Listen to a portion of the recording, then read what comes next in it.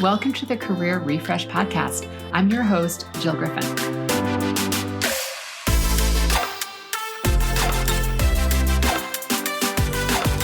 I'm a former media and marketing executive turned career strategist and executive coach. I spent my career working my way up and through the ranks of global organizations and startups, and today I show others how to do the same. Join me each week as we discuss the strategies and actionable steps to leverage your strengths, increase your confidence, and develop your career well-being. Ready? Let's do it.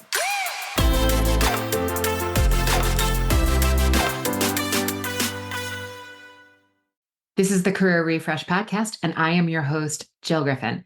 Today, I'm introducing you to New York State Assemblywoman Jodi Giglio.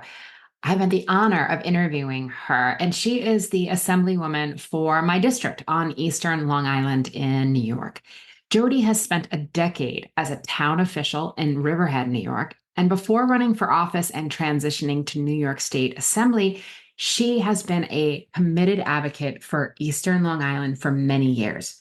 Jodi leverages her business acumen to address community challenges. She champions environmental protection, senior support, and fair school funding. She also focuses on infrastructure, workforce training, and care funding for vulnerable residents in the New York State Assembly. Known for working across the aisle, Jodi has developed productive and lasting relationships with both major parties to ensure that she is serving her constituents. She lives on Long Island with her 3 children, and today we talk about her passion for public service and her desire to influence public policy and why she got into politics to begin with. We talk about the essential skills you need for leadership in public office and how building productive relationships with members of both parties will always help you serve the greater good. Staying informed, building a solid network, and maintaining resilience is the key to driving change. And lastly, we round out with Jodi's advice for those considering a career in public service or politics. And friends, you know I love to hear from you, so send me those emails. Keep them coming. We will get them to Jodi if you have questions for her directly about starting a career in politics or public office. If you have questions for me, send them to hello@jillgriffincoaching.com. We will get those answered, and we will even bring Jodi back if you have questions for her. As always, friends, be curious, stay active in your local communities, and be kind. Dig in, and I will see you next time. Jodi, thank you so much for being here. It is an honor to have you this morning and to have this conversation with you.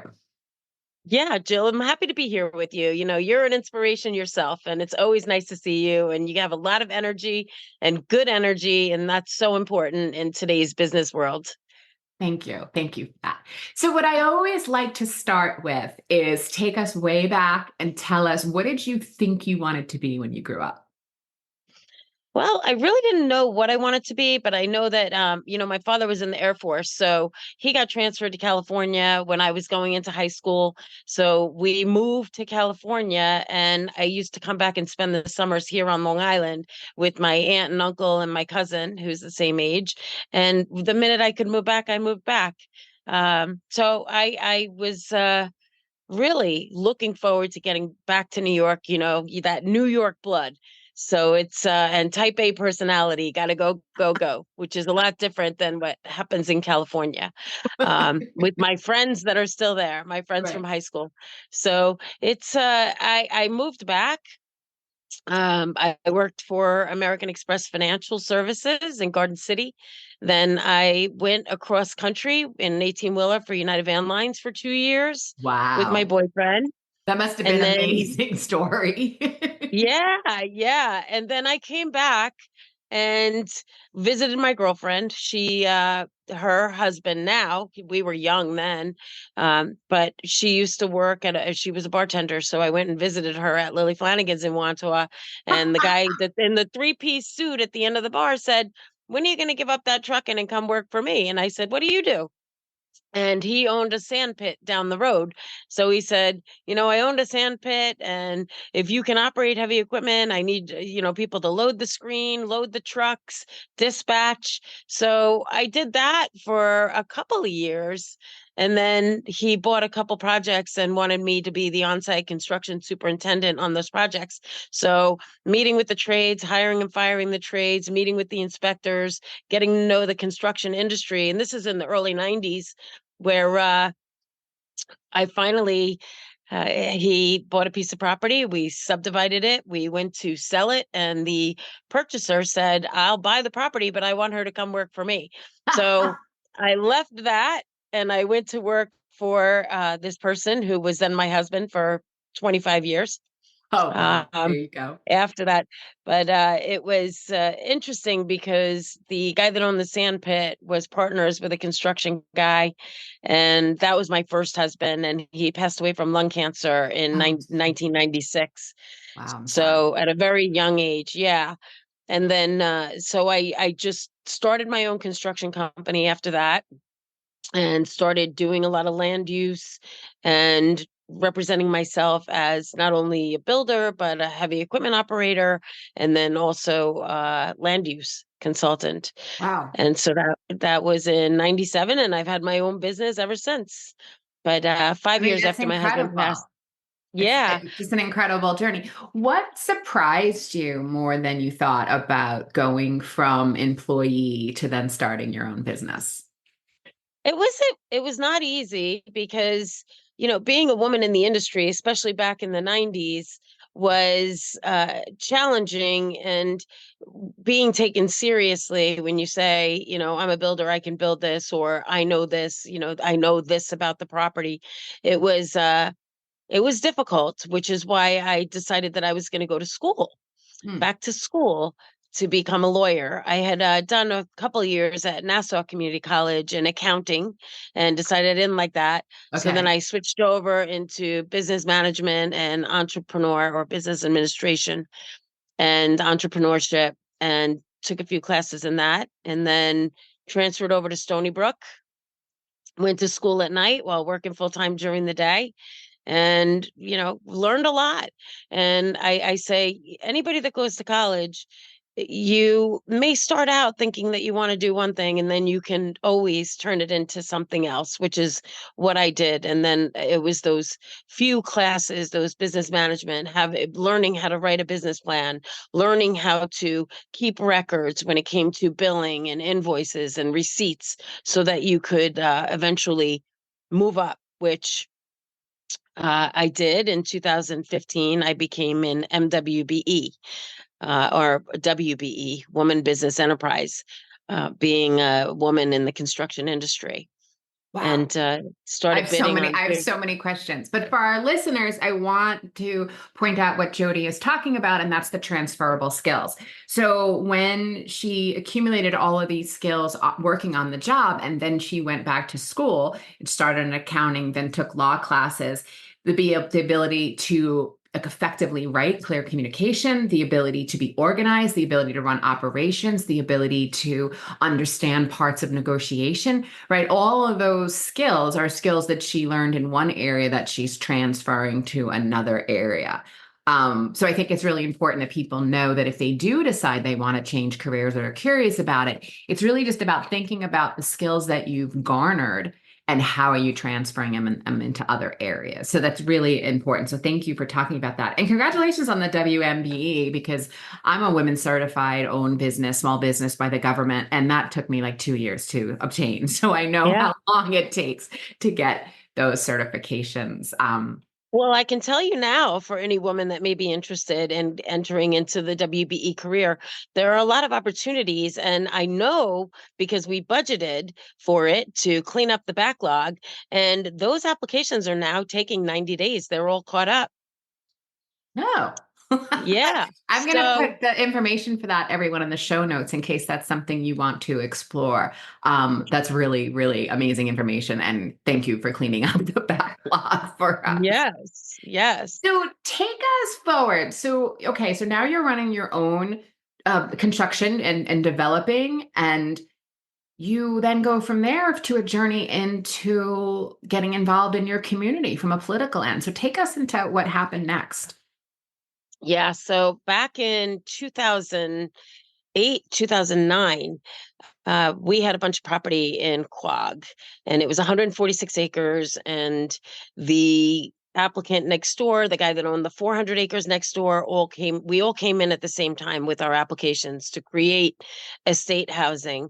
And the town of Southampton put us in a moratorium for 2.5 years, raised our property taxes from 80,000 to 400,000 on vacant land, and where we could have been built 49 houses on 146 acres, they cut us down to 29 houses on an eighth of an acre right next to the railroad tracks. Wow. So we sued them and we won. And then the town and the county chipped in and bought the property from us and preserved it as open space. Then my next project was in an apartment building in downtown Riverhead, where the town of Riverhead gave us such a hard time that I started the Riverhead Business Alliance, because I saw that our downtown had been struggling for many years, which is why I wanted to invest in our downtown. And we started the Riverhead Business Alliance. I put together a board of directors. We got 50 companies to pay us $300 a year. And anytime the town board was proposing legislation that would hurt a local business owner, we would blast out emails and they would all show up, whether it was the farmers or if it was the restaurant owners or if it was just people that owned property in downtown Riverhead that wanted to do things with their property. So was the Riverhead Business Alliance, and that was my beginning Hooray. Yeah. of my political career. In that, after 2 years after that, they talked me into running for Riverhead Town Board. So They talked you I, into it. They were like, yeah. we need this, we need your voice in this situation. So tell us again, having never run for office, and I'm sure many of our listeners haven't either, what did you like? How did you even prepare for that? Well, with the Business Alliance, the Riverhead Business Alliance, there were a lot of business owners that were talking me into running for office because they knew that all of the small business advisory committees and the business meetings that they used to have all the time, that they really didn't feel that they had a voice on the town board.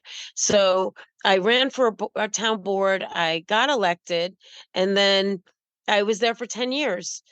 And after I put up the legislation for term limits, so I would have had a couple more years, but then the opportunity came up for me to go for New York State Assembly, which I did, and I love. It's just a completely different type of elected office, I should say. Yeah.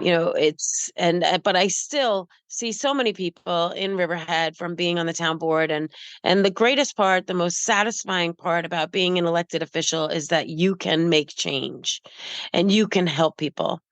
And when people tell you what their problems are or their issues are, you can effectuate that change to make it better so the next person doesn't have to go down that same arduous road. So it's very rewarding, very rewarding. I can imagine it would be. So I hear you also saying that, as you're meeting with your local constituents representing now not just the town, but representing the region into New York State. And for our listeners, assembly person or the assembly in New York State is the effectiveness of the Congress in your state. And just New York, we call it the assembly.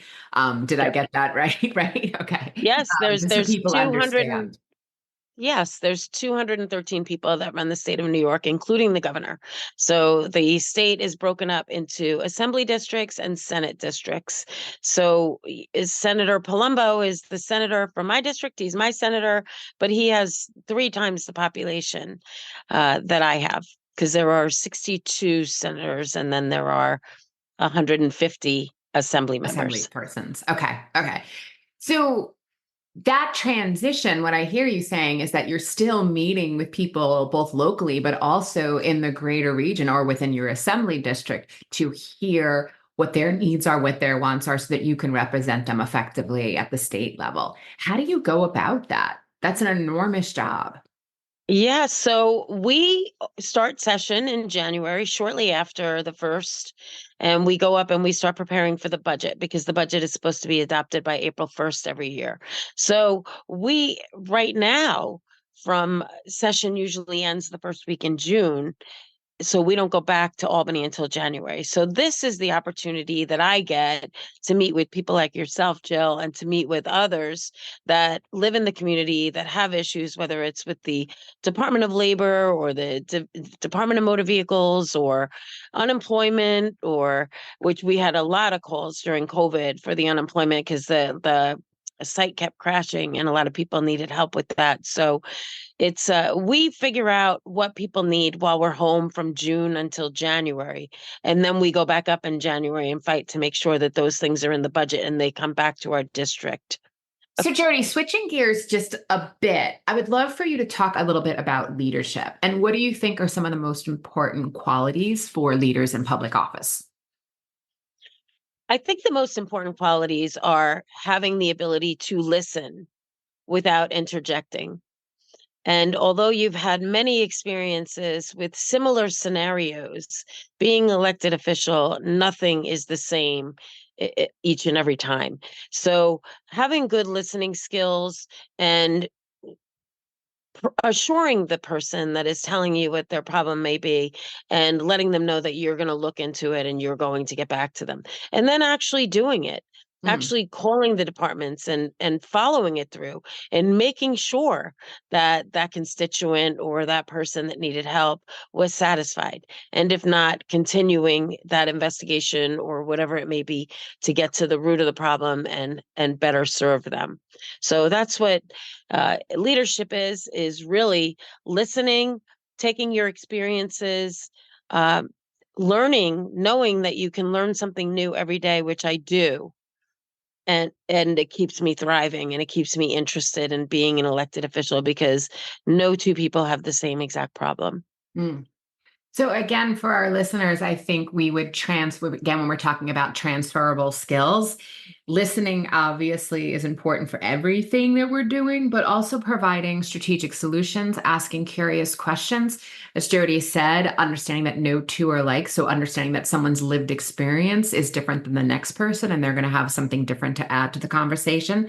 That follow through, which I'm hearing then is sort of that grit and that perseverance that it might take some time to make the change, or as you said, call the various departments that are involved with whatever the situation is, and then seeing that through. So some of the leadership skills, I think that people who are thinking about potentially running for office, either locally, nationally, within their state, these are some of the skills that are really coming from business leadership, but are also extremely effective within the political realm. Yes, and being respectful. I'm very well respected by the other side of the aisle, who I'm in the minority, but a lot of the majority members, when we're debating a bill on the floor that we think may be bad for our constituents, I have a lot of people from the other side that are some of my best friends. I saw one of them yesterday.